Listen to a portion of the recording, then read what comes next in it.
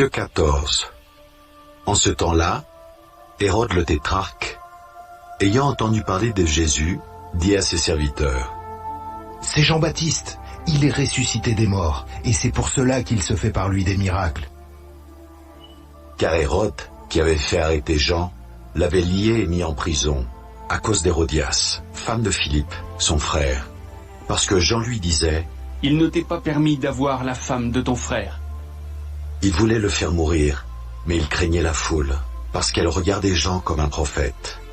Or, lorsqu'on célébra l'anniversaire de la naissance d'Hérode, la fille d'Hérodias dansa au milieu des convives, et plut à Hérode, de sorte qu'il promit avec serment de lui donner ce qu'elle demanderait. À l'instigation de sa mère, elle dit: Donne-moi ici, sur un plat, la tête de Jean-Baptiste. Le roi fut attristé, mais à cause de ses serments et des convives, il commanda qu'on la lui donne, et il envoya décapiter Jean dans la prison. Sa tête fut apportée sur un plat et donnée à la jeune fille, qui l'apporta à sa mère. Les disciples de Jean vinrent prendre son corps et l'ensevelir, et ils allèrent l'annoncer à Jésus. À cette nouvelle, Jésus partit de là dans une barque pour se retirer à l'écart dans un lieu désert, et la foule, l'ayant su, sortit des villes et le suivit à pied. Quand il sortit de la barque, il vit une grande foule et fut ému de compassion pour elle, et il guérit les malades. Le soir étant venu, les disciples s'approchèrent de lui et dirent: Ce lieu est désert, et l'heure est déjà avancée. Renvoie la foule, afin qu'elle aille dans les villages pour s'acheter des vivres. Jésus leur répondit: Ils n'ont pas besoin de s'en aller. Donnez-leur vous-même à manger. Mais ils lui dirent: Nous n'avons ici que 5 pains et 2 poissons. Et il dit: Apportez-les-moi. Il fit asseoir la foule sur l'herbe, prit les 5 pains et les 2 poissons, et levant les yeux vers le ciel, il rendit grâce. Puis il rompit les pains et les donna aux disciples, qui les distribuèrent à la foule. Tous mangèrent et furent rassasiés, et l'on emporta 12 paniers pleins des morceaux qui restaient.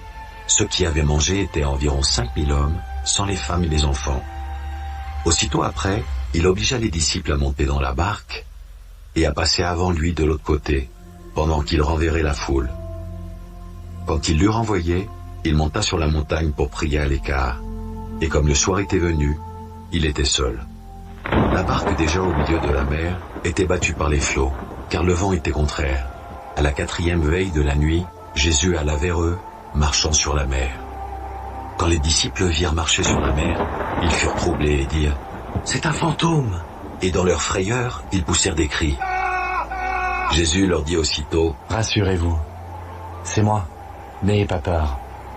Pierre lui répondit: Seigneur, si c'est toi, ordonne que j'aille vers toi sur les eaux. Et il dit: Viens.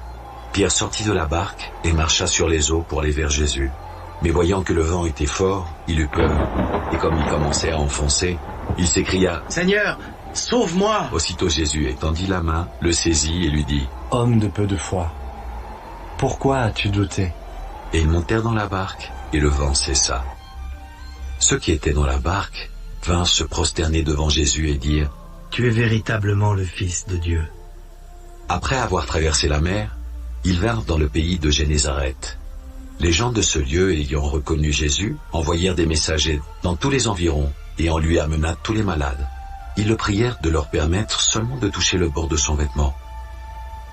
Et tous ceux qui le touchèrent furent guéris.